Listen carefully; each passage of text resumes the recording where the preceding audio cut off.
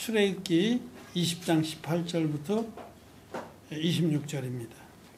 뭇 백성이 우레와 번개와 나팔 소리와 산의 연기를 본지라 그들이 볼 때에 떨며 멀리 서서 모세에게 이르되 당신이 우리에게 말씀하소서 우리가 들으리이다. 하나님이 우리에게 말씀하지 말게 하소서 우리가 죽을까 하나이다. 모세가 백성에게 이르되 두려워 말라. 하나님이 강림하심은 너희를 시험하고 너희로 경외하여 범죄치 않게 하려 하심이니라. 백성은 멀리 섰고 모세는 하나님의 계신 암흑으로 가까이 가니라. 여호와께서 모세에게 이르시되 너는 이스라엘 자손에게 이같이 이르라.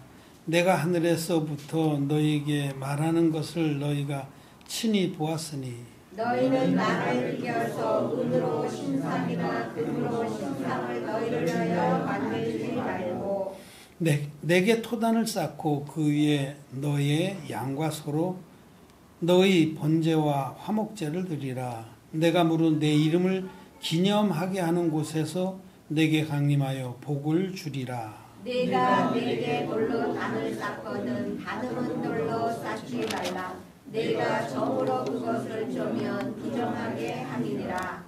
너는 층계로 내 단에 오르지 말라. 내 하체가 그 위에서 드러날까 함이니라. 아멘.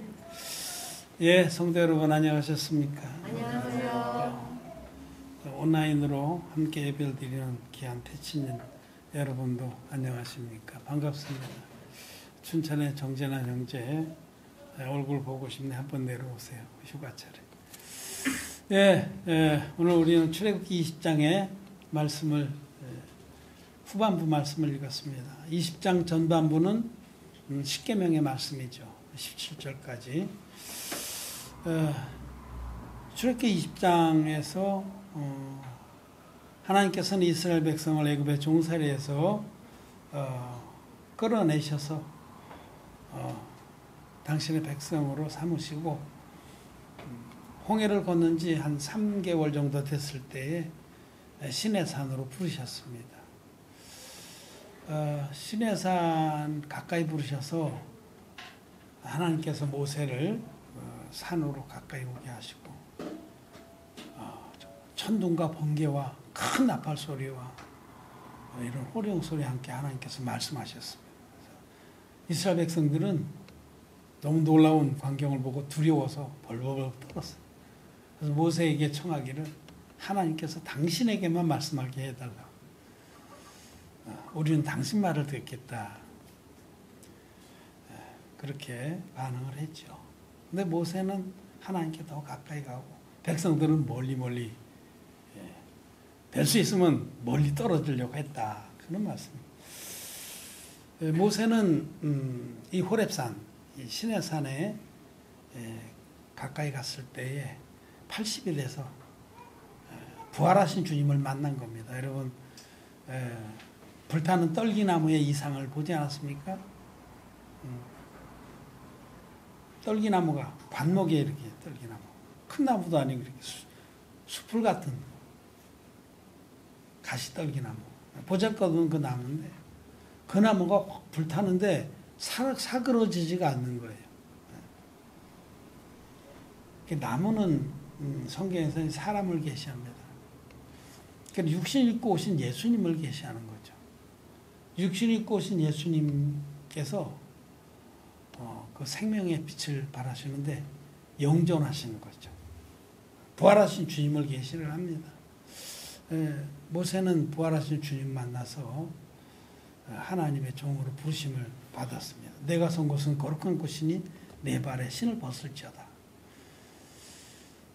모세는 진리의 말씀으로 부활하신 주님을 만나서 거듭난 종입니다.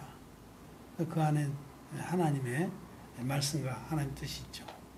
그래서 하나님을 전폭적으로 믿고 하나님께로 가까이 가는데 백성들은 믿음이 없었습니다. 그래서 될 수 있으면 하나님 음성을 직접 듣지 않았으면 좋겠고 멀리 피하고만 싶은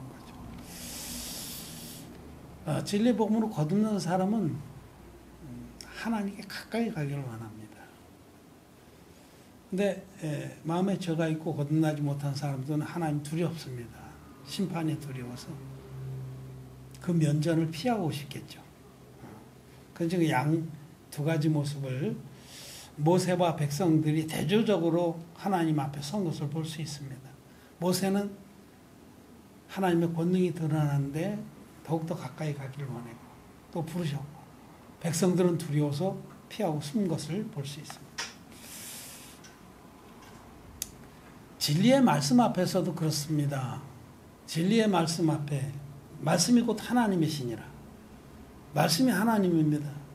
말씀 앞에도 거듭난 자들은 주님께서 책망도 하시고 또 권능을 떨치시고 그러면은 자기의 모습을 인정하면서 더욱더 하나님께 나갑니다. 근데 거듭나지 못한 자들은 그 빛을 미워해서 숨습니다. 피합니다. 이 진리의 말씀을 전해주면 잠시 이렇게 호기심으로 듣다가 자기의 그 영적 상태하고 안 맞는 거예요. 자기는 어둠인데 말씀은 빛이니까. 그래서 괴로워요. 두렵습니다. 그래서 멀리 도망가요. 이 백성들처럼. 자기한테 말하지 말라고. 그런 거죠. 지렁이들이 어두운 데만 살다가 이렇게 장마철에는 막 햇빛이 좀 별로 약하니까 나와서 막 놉니다. 근데 갑자기 해가 나면 지렁이들이 막 따가워서 재빨리 땅속으로 숨어버리는 것과 같죠.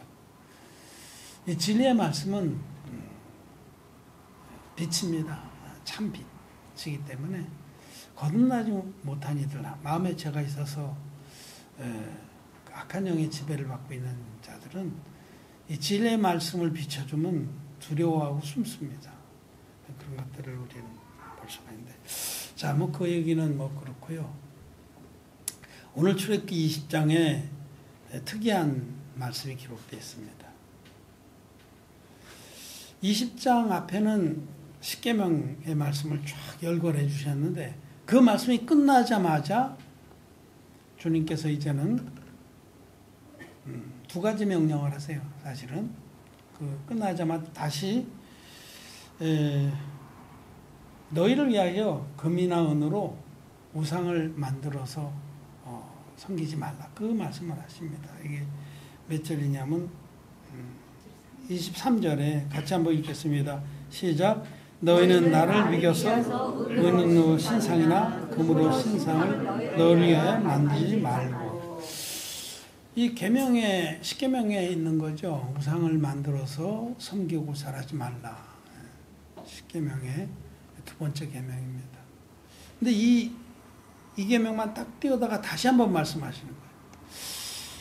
어찌 보면은 모든 계명 중에서 가장 중요한 계명이라고 할 수 있어요. 이게. 근데 이게 우리는 여기 너희를 위하여 너희는 나를 비겨서 이렇게 말했는데, 나를 비겨서라는 말은 뭐예요? 빙자해서라는 거거든요. 여기 이 흠정역 성경에 보면 너희는 나와 함께 있게 하려고 이렇게 돼 있어요. 하나님도 믿습니다. 하나님도 믿는데 우상도 믿는 거예요. 여러분 이거 정직하게 한번 보세요. 하나님의 백성들이라고 하면서 하나님을 믿습니다마는 사실은 그 마음 안에 하나님 말고 다른 것들을 더 귀하게 여기는 것들이 있습니다. 이게 우상이거든요.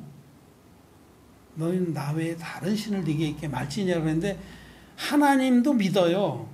근데 하나님을 빙자하면서 다른 것들을 또 섬긴다는 거죠. 마음에. 금이나 은으로 빚어서 하나님과 함께 두는 거예요. 그래서 흠정에서는 하나님과 함께 있게 하려고 금이나 은으로 신을 만들지 말라는 겁니다. 여러분 우리가 하나님을 믿습니다. 근데 하나님을 믿으면서 여전히 하나님보다 더 사랑하는 것들이 마음에 있을 수 있어요. 그게 바로 우상이거든요. 근데 그거 하나님보다 사랑하는 것들, 예를 들어서 돈이라든지 명예라든지 권력이라든지 세상 쾌락이라든지 이런 것들이거든요. 정직하게 한번 자기를 들여다보세요. 내 마음 안에 정말 하나님만을 마음을 다하고 목숨을 다하고 힘을 다하고 뜻을 다해서 사랑하는가?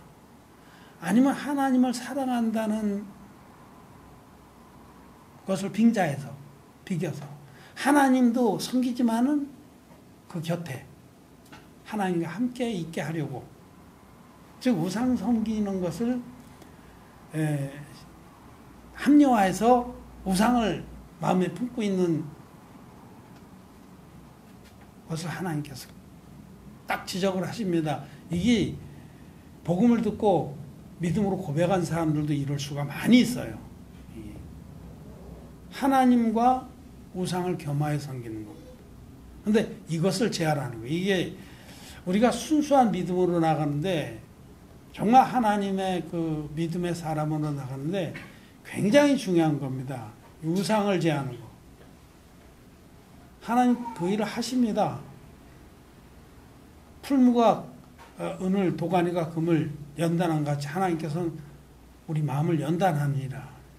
많은 어려움도 주시고 또 우리 몸에도 때로는 병도 주시고 하면서 우리가 이 땅에서 하나님보다 더 사랑하는 것들, 하나님과 같이 있게 한 것, 마음에 하나님 곁에, 우리 마음에 하나님 계십니다. 그 곁에 같이 두고 있는 것들, 이런 것들을 하나님 제하기를 원하십니다. 그러니까 하나님 앞에서 우리에게 굉장히 중요한 부분이 이겁니다. 그래서 이제 그렇게 제하기를 원하시고, 어떻게 보면 10계명 중에서 아주 실질적으로 가장 중요한 계명이군요. 정말 하나님, 오직 하나님만을 섬기고 사랑하는 그런 마음. 나를 지옥 갈 수밖에 없는 나를 당신의 외아들을 아낌없이 내어주셔서 값없이 의롭다 하심을 얻게 하신 그 하나님의 사랑을 받은 자라면, 나머지는 다른 것들은 우리 마음에 그것이 우상으로 존재할 수가 없습니다. 그 일을 반드시 하십니다, 하나님은. 그리고 순수하게 믿음의 사람으로 세우셔서 하나님께서 복을 주십니다. 이제 그런 말씀 있고, 그 다음에 24절, 25절 두 절을 우리 같이 한번 읽어보겠습니다. 내게 토단을 쌓고 그 위에 너의 암과 소로 너의 번제와 화목제를 드리라. 내가 내 이름을 기념하게 하는 곳에서 내게 강림하여 복을 주리라. 내가 내게 돌로 단을 쌓거든 다듬은 돌로 쌓지 말라. 내가 정으로 그것을 쏘면 부정하게 함이니라. 10계명의 말씀을 주신 다음에 바로 번제와 화목제를 드릴 단을 쌓아라 라고 하셨습니다. 굉장히 중요한 말씀이에요. 이 출애굽기 20장이 이 안에 구약의 말씀이 다 함축되어 있습니다. 10계명을 주셨어요. do's and don'ts. 하라 하지 말라는 명령과 금령을 주신 다음에 끝나자마자 그걸 요약해서 마음에 다른 우상을 두면 안 된다. 딱 정리하시고 그 다음에는 이제 단을 쌓으라고 말씀하셨어요. 이 둘이 어떤 관계? 율법과 제사법의 관계입니다. 율법을 주신 다음에 바로 제사를 드릴 규례를 주신 거예요. 그렇게 하셔야만 우리가 구원을 받기 때문에 그래 하신 겁니다.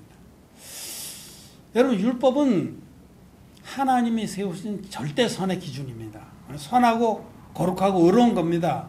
율법은 그 자체는 아무 흠이 없습니다. 선한 것이고 의로운 것이고 거룩한 것입니다.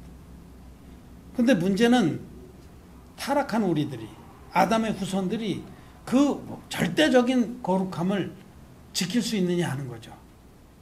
성경은 지킬 수 없다라고 말씀합니다. 율법을 우리에게 주셨는데 지킬 수 없는 율법을 주신 거예요. 그거는 거룩하고 선하고 의로운 건데 우리는 절대로 율법을 못 지킵니다. 이 사실을 알아야 돼요. 예수 믿는 분들이, 기독교인들이 율법은 그 자체는 거룩하고 선하고 의로운 거지만 우리는 율법을 지킬 수 없다라는 것에 분명하게 정직하게 시인을 해야 됩니다. 율법의 행위로 그의 앞에 의롭담을 얻을 육체가 없나니 율법으로는 죄를 깨달음이냐. 율법은 죄를 깨달으라고 주신 거예요. 율법은 처음부터 이렇게 기록된 말씀으로, 성모라된 말씀으로 준 것이 아닙니다.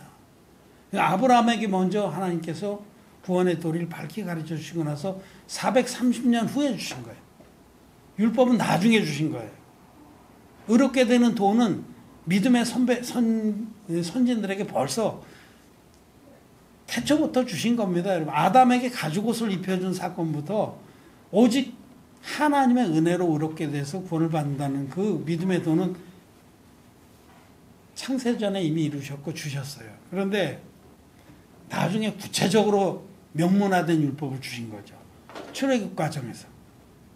그래서 성경은 율법이 가입한 것은 얘기해요. 가입이라는 건 나중에 들어왔다는 거예요. 이스라엘이 형성되면서 나중에 율법이 성문화된 율법을 주셨는데 이 율법이 가입한 것은 죄를 더하게 하려 함이라. 죄로 심히 죄되게 하려. 로마서에서는 그렇게 말씀. 죄가 심히 죄되게. 그냥 율법이 없을 땐 우리들이 조금 죄인이었는데 율법이 들어오니까 심히 죄인 되게 하신 거라는 뜻입니다. 여러분, 간음하지 말라라고 말씀하셨는데 예수님께서 여인을 보고 음욕을 품은 자마다 마음의 힘이 간음했느니라 그렇게 말씀하신 거죠. 율법을 하나님이 요구하시는 절대적인 그 기준으로 깨닫지 않았을 때, 그냥 율법을 피상적으로만 할 때는 우리들은 별로 죄인이 아니었습니다. 나만큼만 해봐라 그런 마음이 많아요. 지금도 많은 기독교인들이 나만큼만 해봐라 하는 수준에 머물러 있습니다. 그런 분들은 죄사함 못 받습니다. 제가 페북을 보면서 막 이렇게 보면 친구 신청한 분들이 이제 제법 많아요. 근데 첫째, 친구가 너무 많은 분들은 일단 보립니다. 그 페북 안에서 뭐 서로 인기 작전 할 것도 없고, 일단 2,000명 이내로 1차 면접을 거릅니다.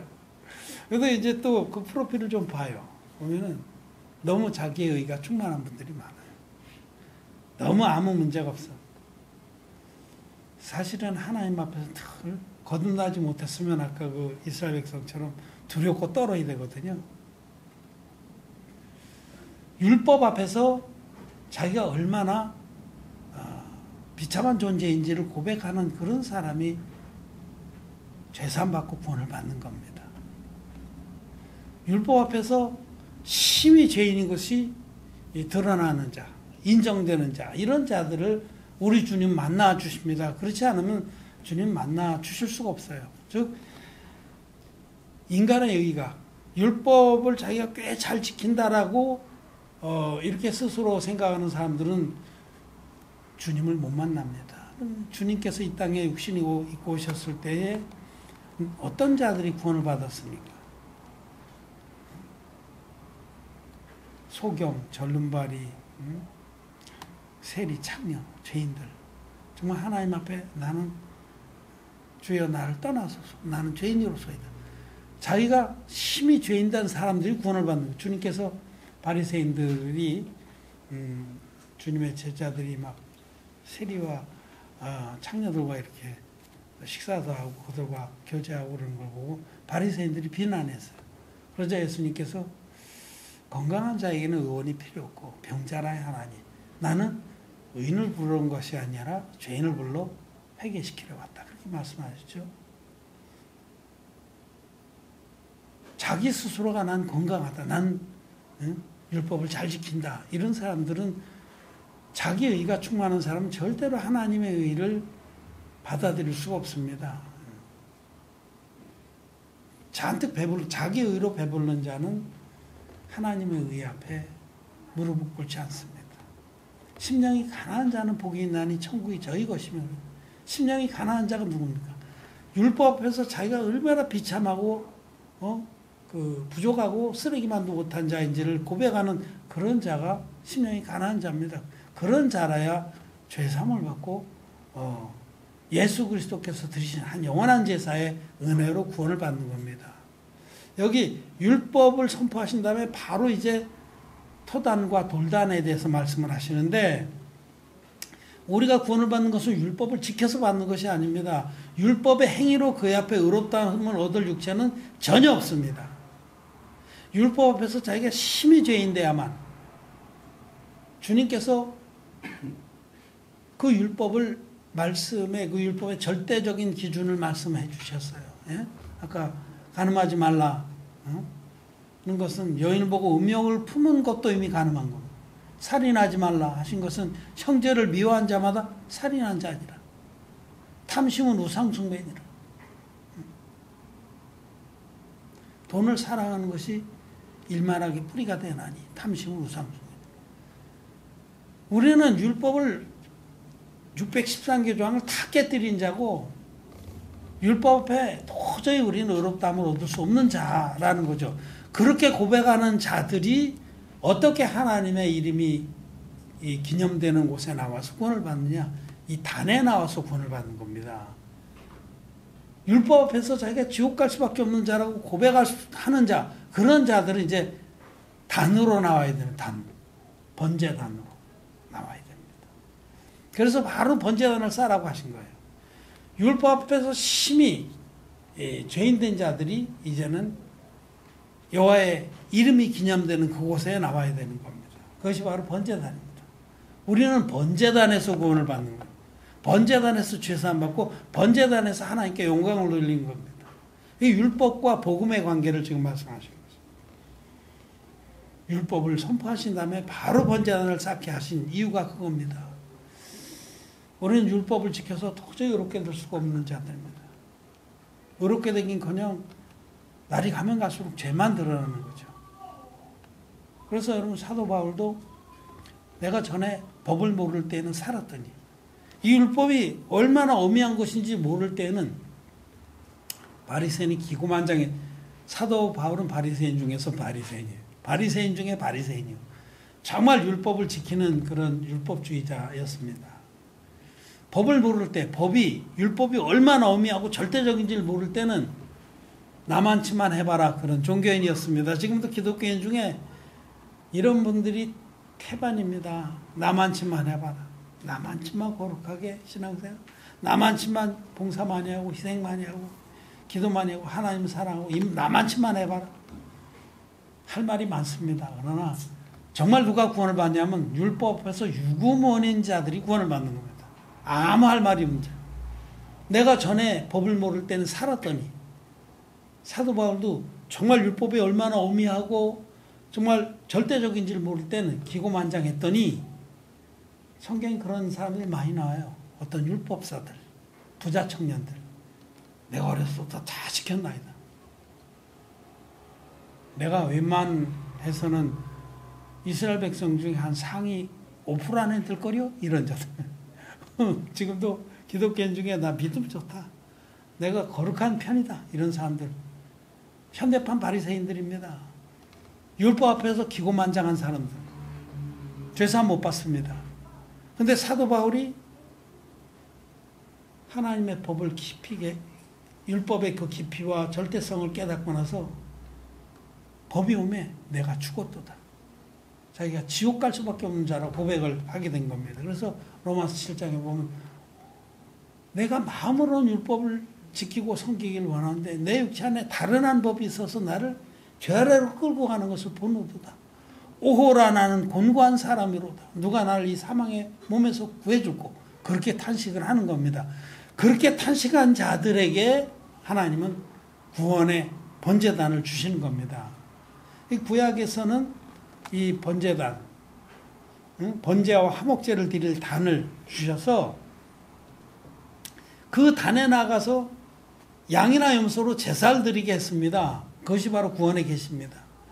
우리는 죽을 때까지 죄를 질 수밖에 없는 자들인데, 율법을 깨뜨릴 수밖에 없는 자들인데, 율법을 범한 모든 것이 죄입니다. 그 죄를 흠없는 염소를 끌고 와서, 흠없는 양이나 염소나 재물을 끌고 와서 그 번제단 곁에서 그 머리에 안수해서 자기 죄를 넘기고, 율법을 어긴 모든 죄를 넘기고, 그 재물을 목을 따서 그 피를 받고, 이 피로서 번제단에 뿌리고, 또 이 고기와 그 가죽은 뺏겨서 내장이 깨끗이 씻어서 단위에 부살라서 드리는 겁니다. 이렇게 제사를 드림으로 죄사함을 받은 겁니다. 이 구약의 그 말씀은 구약의 구원에 계시는 속죄의 제사 안에 다 들어가 있습니다. 속죄의 제사를 드리려면 첫째로 흠없는 제물, 양이나 소나 이런 것이 있어야 돼요. 염소. 흠이 없어야 됩니다. 둘째는 그 제물에 율법을 어긴 죄를 다 안수를 해서 넘겨야 돼요. 안수. 넘어간다. 죄를 넘기는 하나님의 법입니다. 셋째로는 이 대속의 제물이 대신해서 죽어서 죄값을 치르는 겁니다.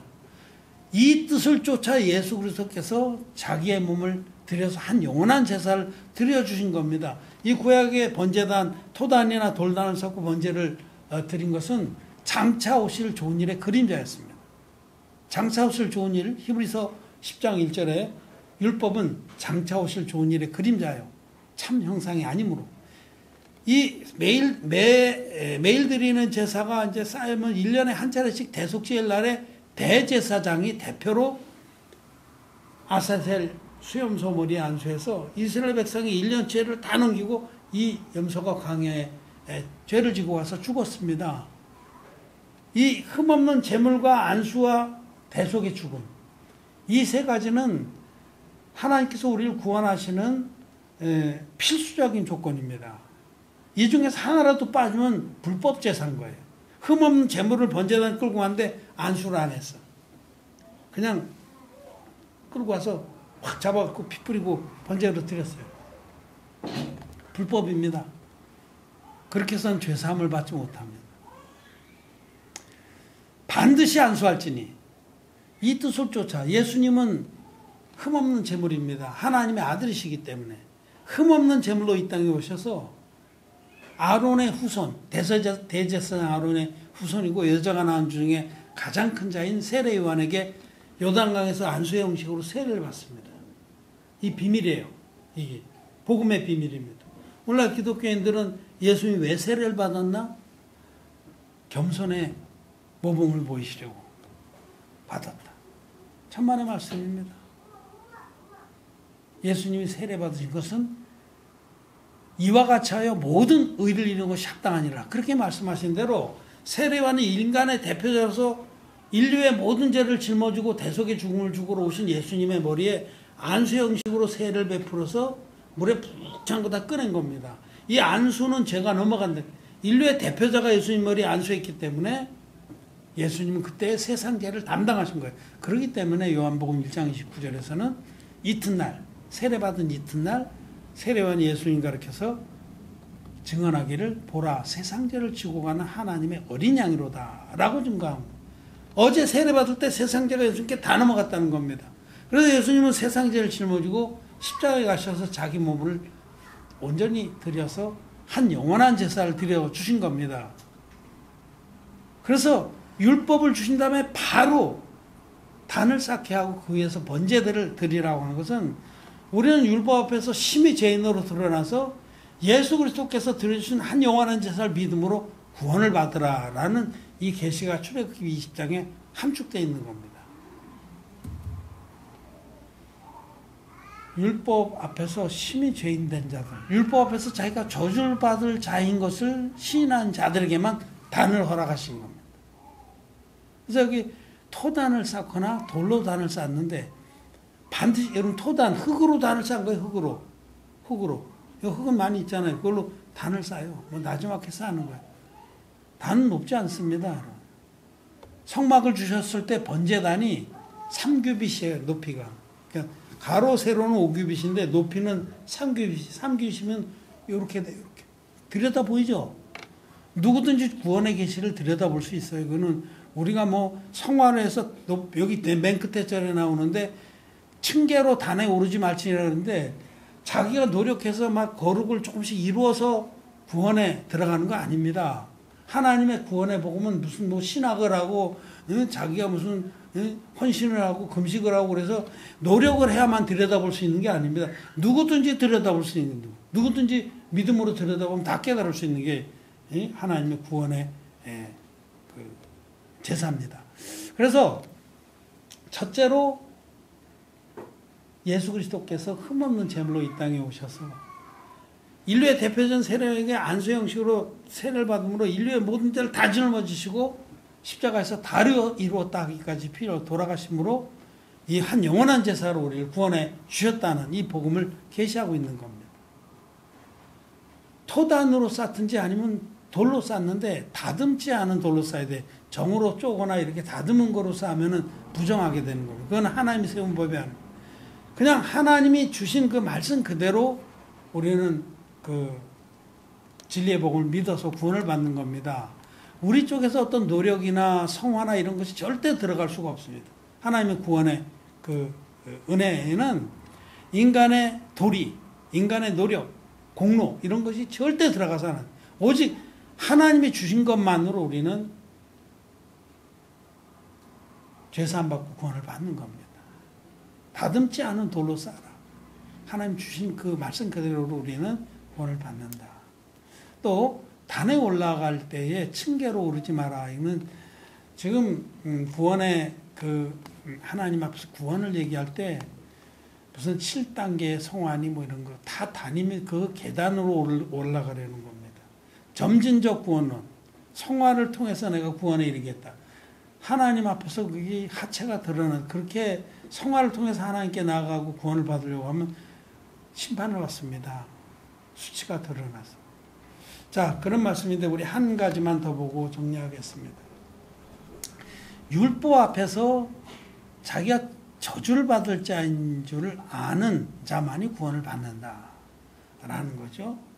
이것이 이제 구약에서 또 분명하게 계시된 것이 신명기 27장의 말씀입니다. 신명기 27장 12절에 보면요.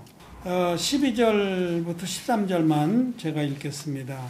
너희가 요단을 건넌 후에 시몬과 레위와 유다와 이사갈과 요셉과 베냐민은 백성을 축복하기 위하여 그리심산에 서고 루벤과 갓과 아셀과 스불론과 단과 납달리는 저주하기 위하여 에발산에 서고 이런 말씀이 나와요. 근데 이런 말씀이 나오는데 이게 이제 모세가 여호수아에게 이 명령을 내렸죠. 이스라엘 백성을 인도해서 가나안 땅에 들어가거든. 에발산과 그리심산이라는 두 산이 마주보고 있습니다. 거기에 백성들을 6지파씩 갈라서 세워라.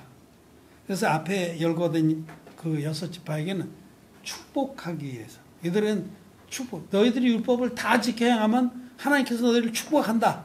이렇게 말하기 위해서 6지파 이리 세우고 6지파는 너희들이 지켜 행하지 못하면 모든 저주가 너에게 임할 거다. 라는 말씀을 전하기 위해서 6지파 이리 쓰고 그리고는 에발산에 단을 쌓도록 명령을 하셨어요. 둘 중에. 그것이 실제로 이것을 준행한 게 이제 여호수아기에 나옵니다. 여호수아기 넘기면은 이제 레미 신명기까지 한 다음에 여호수아기 8장을 한번 보세요. 8장 30절부터 제가 읽겠습니다. 때에 여호수아가 이스라엘의 하나님 여호와를 위하여 에발산에 한 단을 쌓았으니 이는 여호와의 종 모세가 이스라엘 자손에게 명한 것과 모세의 율법책에 기록된 대로 철연장으로 다듬지 아니한 새 돌로 만든 단이라. 좀 건너뛰어서 33절에 보면요. 이스라엘과 그 장로들과 유사들과 재판장들과 본토인뿐 아니라 이방인까지 여호와의 언약궤를 맨 레위 사람 제사장 앞에서 궤의 좌우에 서되 절반은 그리심산 앞에 절반은 에발산 앞에 섰으니 이렇게 12지파를 둘로 가르고 축복을 선포한 그리심산이 아니라 저주를 선포한 에발산에 철연장으로 다듬지 아니한 단을 쌓아준 거예요. 율법 앞에서 나는 저주받을 자입니다. 난 마땅히 지옥 갈 자입니다. 라고 고백하는 자들이 번제단으로 말미암아 구원을 받게 하셨다는 계시입니다. 여러분 오늘은 우리가 이 말씀 정말 하나님께서는 율법 자체를 지키고자 하는 건 아름다운 일입니다. 왜냐하면 율법은 선하고 거룩하고 어려운 거기 때문에. 그런데 문제는 우리가 율법을 지킬 수 없다는 사실입니다. 정말 율법 앞에서 정직한 자는 나는 지옥가에 마땅한 자입니다 라고 고백을 합니다. 난 저주받아야 될 자입니다 라고 고백을 하는데 그런 자들에게 주님은 구원의 번제단을 주셔서 그 위에 드린 속죄 제사로 구원을 받게 하신다는 겁니다. 우리들이 나와 여러분들 율법 앞에서 어떤 자인가 스스로 한번 점검해보고 심히 죄로 심히 죄된 자들, 정말 마음에 율법의 모든 그 저주가 임할 수밖에 없는 자라고 고백하는 그런 자들은 하나님이 지금 출애굽기 20장에 계시한 대로 우리 주님의 구원의 복음, 완전한 구원의 복음, 우리 주님은 이런 자들을 구원하러 오신 겁니다. 지옥 갈 수밖에 없는 자들을 만나서 그들을 당신의 완전한 복음으로 깨끗게 씻어서 너희 죄악이 주홍 같을지라도 눈과 같이 헤어질 것이요 진홍 같을지라도 양털같이 되리라. 흰눈같이 양털같이 깨끗이 씻어서 하나님의 자녀로 영생의 후사로 삼아주시기로 하신 겁니다. 그래서 구약 출애굽기 20장에 이미 그 계시를 충만하게 가르쳐 주신 겁니다. 율법을 선포하신 다음에 바로 번제단을 쌓게 하셨다. 율법 앞에서는 우리들이 지옥 갈 수밖에 없는 자들인데 우리 하나님은 그런 우리들을 묻지도 않고 따지지도 않고 오직 믿음으로 얻게 되는 길을 열어주셨다라는 것이 출애굽기 20장의 메시지입니다. 율법을 선포한 다음에 바로 토단인 흙이나 돌로 단을 쌓으라고 하신 주님의 뜻을 믿고 또 그 은혜를 감사하길 바랍니다. 그래서 이 번제단을 지금 쌓은 번제단을 뭐라고 하셨냐면 내 이름을 기념하게 하는 곳이라고. 그럼 번제단이 하나님의 이름을 기념하게 하는 곳입니다. 이 진리의 복음이 하나님을 만나는 곳이고 하나님께 영광을 돌리는 곳입니다. 우리는 진리의 복음 안에서 늘 주님을 만나고 주님께 영광을 돌립니다. 우리는 지옥에 갈 수밖에 없는 자들이었는데 하나님께서 우리를 값없이 의롭다함을 얻게 해주셨다라는 것을 오늘 기억하시기를 바랍니다. 말씀을 마쳤습니다.